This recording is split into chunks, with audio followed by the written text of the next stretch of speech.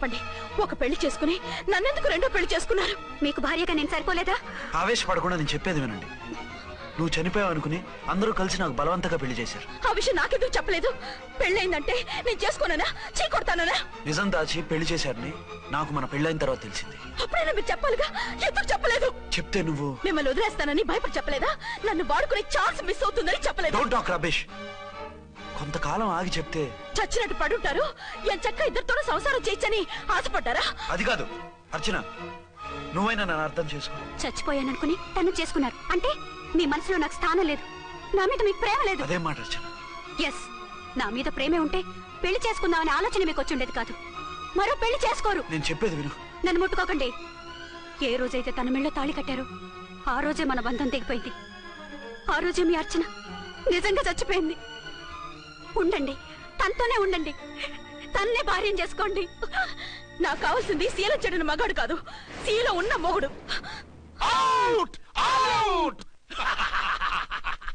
బంగారం లాంటి మా సిఐ గారి కాపురాల్ని నాశనం చేశారు.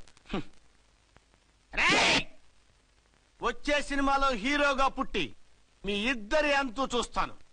ఖబర్దార్. ఏమ అర్చన, ఏమిటి నువ్వు చేసిన పని? మాట్లాడుకో, నీకు మాట్లాడే అర్హత లేదు. నేను నీ తల్లినే.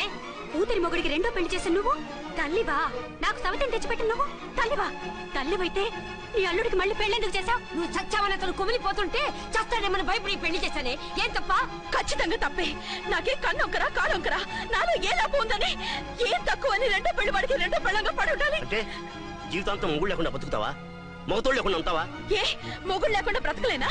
ఆడదానికైనా మొగుడు అవసరం, మగాడికి పెళ్ళ అవసరం లేదా? నేను ఇంకో మొగాడిని చేసుకుంటే అతను సహిస్తాడా, భరిస్తాడా? మగాడికి ఆడదానికి పూలిగెట్టి. మగాడికి ఏమైనా కొమ్మలు ఉన్నాయా? స్పెషల్ గా పైన ఊడి పడ్డా? వాళ్ళు తినే ఉప్పు కారమే మేము తింటున్నాం, వాళ్ళ ఒంట్లో రక్తమే మా ఒంట్లోనే ప్రవహిస్తోంది. అది కాదమ్మా, మొగుడిని వదిలేసిన ఆడదాన్ని నీచంగా చూస్తారు, చులకన చేస్తారు. పెళ్ళాన్ని వదిలేసిన మొగుడిని గౌరవించి హారతలు పడతారా? అతను నిన్ను వదిలేయాలనుకోవడం లేదు, నిన్నే కావాలనుకుంటున్నాడు. అతను కావాలనుకుంటున్నది భార్యని కాదు, ఆడదాన్ని. అంటే దూరం చేసుకుంటావా? లేకపోతే దగ్గరే ఆత్మాభిమానం చంపుకొని కాపురం చేయమంటావా? 3 ముళ్ళు 7 అడుగులు 4 గోడలు, ఇవే ఆడదానికి హద్దులని పడుండమంటావా? దాని పక్కనో రాత్రి నా పక్కనో రాత్రి పడుకునే మనిషిని నా మొగుడని అనుకోమంటావా? నేను సత్తినా, సవతినా, లేక సానినా? ఏ అర్థం చెప్పుకొని ఏ హోదాతో అతనితో ఉండమంటావు? పరాయి ఆడదానికి దక్కినవాడు నా మొగుడు కాదు. అంటే ఏమిటావు? ఆ మొగుడిని వద్దనుకుంటాను, విడాకులు తీసుకుంటాను.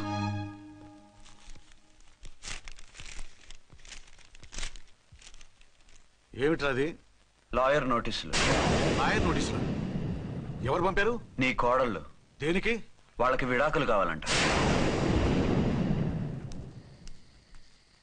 నువ్వెందుకు బాధపడతావు? సిగ్గు ఎగ్గు లేకుండా విడాకుల కోసం కోర్టుకెక్కినందుకు వాళ్ళు బాధపడాలి. నీలాంటి మంచి మొగుడిని దూరం చేసుకుంటున్నందుకు వాళ్ళు ఆడవాలి. మీసం లేని వాళ్ళు, వాళ్ళకి అంత పట్టుదల రోషం ఉన్నప్పుడు మీసం ఉన్న మగాడివి నీకెంత ఉండాలరా? వాళ్ళకి ఒక్కర్లేనప్పుడు నీకు వాళ్ళు అక్కర్లేదు. ఇంతకాలం నువ్వు చెప్పింది నేను విన్నాను, ఇప్పుడు నేను చెప్పింది నువ్వు వినాలి. మొగుండి వదిలేసిన వాళ్ళకి మొగుడు తోటేమో కానీ పెళ్ళాం వదిలేసిన మొగుడికి 1,00,000 మంది దొరుకుతారు. నువ్వు మళ్ళీ పెళ్లి చేసుకో. అప్పుడు గానీ జనం నేల మీద ఊహించుకుని పనిచేసింది వాళ్ళురా. నువ్వు వాళ్ళని మర్చిపోలేక జీవితాంతం నరకం అనుభవిస్తుంటే చూసి ఆనందించాలని వాళ్ళ ప్లాన్. నువ్వు మళ్ళీ పెళ్లి చేసుకుంటే ఆ కుక్కలు చెప్పుతో కొట్టినట్టు అవుతుంది. అంటే ప్రతీకారం కోసం పెళ్లి చేసుకోమంటావా? లేకపోతే ఇంకా వాళ్ళకి మొగుండని వాళ్ళ ఫోటోలు పట్టుకుని కుళ్ళి కుళ్ళి ఏడుస్తావా? ఒక్కసారి చేసిన తప్పుకే నరకం అనుభవిస్తున్నాను. మళ్ళీ జీవితంలో అటువంటి పొరపాటు చేయి. పోనీ చెయ్యని పొరపాటు చేయి, కొత్త అలవాటు చేసుకో.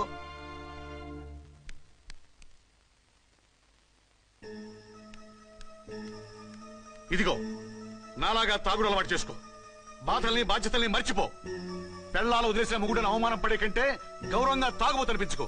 అలాగే తండ్రిగా ఆనందిస్తాను. తీసుకో.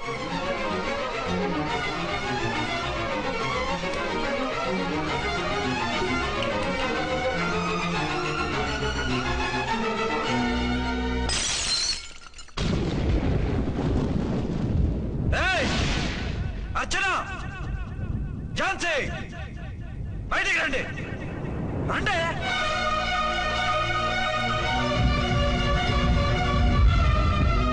भाई और बहनों, देखो, ये मेरा फर्स्ट पत्नी है, ఇది నా సెకండ్ పత్ని. ఏంటే ఏంటి ఆ లుక్లు? తాగొచ్చానా? నేను తాగలేదే, మీరే తాగించారు. తెగే తాగేదాకా తెచ్చారు, తాగేదాకా తీసుకొచ్చారు. నాకు విడాకులు ఇస్తారు. మనది పెళ్ళా పేకాట?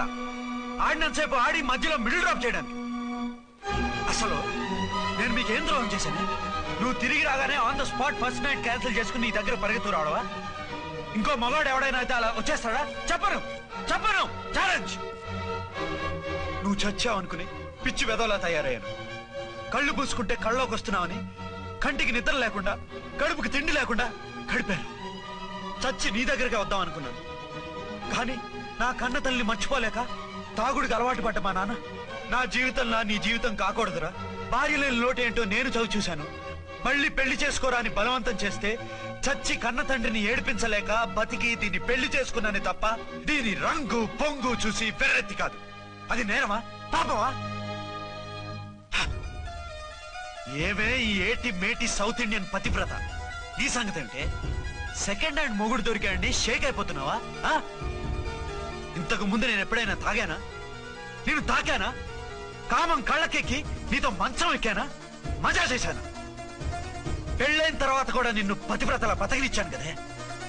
నేనే దుర్మార్గుడిని అయితే, ఆడదాన్ని అవసరంతో ఏడ్చేవాడిని అయితే ఎప్పుడో నిన్ను చెడిపోయేదాకా చెడగొట్టేవాడిని. కానీ ఎందుకు అలా చేయలేదు? ఎందుకు నీది తప్పలేదు? భార్యగా అర్చన నాలో బతికుంది కాబట్టి.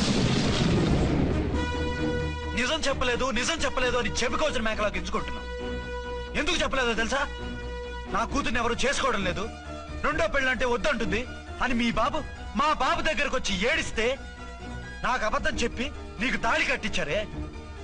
20 ఏళ్లుగా కనీ పెంచిన నీ అబ్బే నీకు నిజం చెప్పినప్పుడు నేనెందుకు చెప్పాలి? అది బతికొచ్చిన తర్వాత మా వాళ్ళు నీకు నిజం చెప్పలేదని తెలిసింది. అప్పుడు నాకు ఇదివరకే పెళ్ళయింది, చచ్చిందనుకున్న నా పెళ్ళం తిరిగి వచ్చిందని నీకు చెప్తే గుండె పగిలి చేస్తావని నీకు చెప్పలేదే. నువ్వంటే నా ఆల్ ఇండియా పతివ్రత 9 నెలలు లంకలో ఉండొచ్చిన సీతని అగ్ని ప్రవేశం చేయమన్నాడా రాముడు?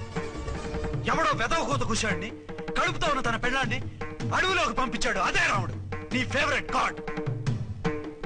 నువ్వు అడ్రస్ లేకుండా 25 నెలలు ఎక్కడికో పోతే ఎక్కడున్నావు, ఏం చేశావు, ఎవరితో ఉన్నావు అని అడిగానా? లేదు. అనుమానించానా? లేదు. వాయ్? భార్య అంటే ప్రేమ, భార్య అంటే నమ్మకం, భార్య అంటే విశ్వాసం. ఆ రాముడు గ్రేటా, నీ మొగుడు గ్రేటా? చెప్పవే, చెప్పు. ఆ రాముడిని దేవుణ్ణి చేసి గుళ్ళో కూర్చోబెడితే నన్ను రాయించేసి రోడ్డు మీదకి విసిరేస్తావా? పేరుకు పెళ్ళానివే గాని నిన్ను అమ్మకన్నా ఎక్కువగా ప్రేమించానే. నువ్వు కనీసం ఆ బిడ్డకిచ్చే విలువ కూడా ఇవ్వలేదు కదే తల్లి. 2 భార్యలకి న్యాయం ఎలా చేయాలో తెలియక కుమిలిపోయా. మీ ఇద్దరికి నిజం తెలిస్తే ఏమైపోతారో అని భయపడ్డాను. మీ కంట్లో నీళ్లు రాకూడదని మీరిద్దరూ ఏడాల్సిన ఏడుపు నేనేడ్చానే. ఇంత చేస్తే మీరు నాకు విడాకులు ఇస్తారా?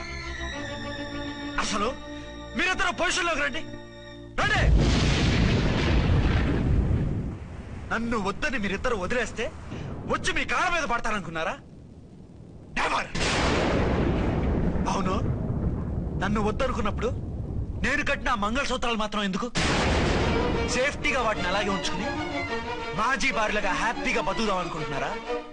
నో, మీకు ఆ ఛాన్స్ ఇవ్వదు. తాళి ఉన్న పెళ్ళాలుగా కాదు, తాళి తెగిన భార్యల్లా, మొగుడు చచ్చిన విధవల్లా మీరు తెల్ల చీరలు కట్టుకునేట్టు చేస్తాను. విడాకులు ఇవ్వకుండా మిమ్మల్ని విడోలు చేస్తాను. జీవితాంతం కుళ్ళి కుళ్ళి కుళ్ళి ఏడ్చేలా చేస్తాను. బాయ్. ఆగండి. ఏ, నేను చావడం కూడా నీకు ఇష్టం లేదా? మీరు బతకాలి, నిండు 100 ఏళ్ళు సుఖంగా జీవించాలి. మీ మీద ప్రేమ లేక కాదు, మీరంటే ఏంటో తెలియక కాదు. నా వల్ల మీకు ఝాన్సీకి అన్యాయం జరగకూడదని నేను మిమ్మల్ని అనుమానించాను, అవమానించాను. మీకు దూరం కావాలనుకున్నాను, విడాకులు కోరుకున్నాను. నేను మీకు భార్యనయ్యాను, మీ బిడ్డకు తల్లినయ్యాను. కొంతైనా మీతో జీవితాన్ని తృప్తిగా అనుభవించాను. కానీ ఝాన్సీ ఒక్క పసుపుతాడు తప్ప భార్యగా ఏమీ పొందలేదు. భార్యగా మీ జీవితంలో తనకి చోటివ్వండి. లేదక్క, అలా చేస్తే నువ్వు భర్తనే కాదు, బాబుకి తండ్రిని కూడా దూరం చేసిన దానివి అవుతావు. ఆయన మనస్ఫూర్తిగా ఇష్టపడి చేసుకుంది నిన్ను, ప్రేమించింది నిన్ను. ఆయన మనసులో నీకు తప్ప నాకు స్థానం లేదు. నువ్వు బలవంతంగా నన్ను భార్యని చేసినా మనిషిని సొంతం చేసుకోగలను గాని మనసుని పంచుకోలేను. ఆ భార్య స్థానం ఎప్పటికీ నీదే. ఒకరి మీద ఒకరు ఇంత ప్రేమను పెట్టుకొని ఒకరి గురించి ఒకరు ఆలోచించి మీ జీవితాలని పాడు చేసుకోకండి. అక్క చెల్లెళ్ళలాగా కలిసిమెలిసి అతను సుఖపెట్టి మీరు సుఖంగా ఉండండి. క్షమించండి, నాకు భార్య అర్చనే కానీ ఝాన్సీ కాలేదు. అవునా, ఆయన ఎప్పటికీ శ్రీరామచంద్రుడిలాగానే ఉండాలి. ఆ రాముడికి సీత ఒక్కటే, ఆ సీత అక్కే. మరి నీ బతుకు? నేను మళ్ళీ పెళ్లి చేసుకుంటాను. నా గురించి ఆలోచించకుండా మీరిద్దరూ సుఖంగా సంతోషంగా ఉండండి. ఈ రోజు నుంచి ఆవిడే మీ ఆవిడ.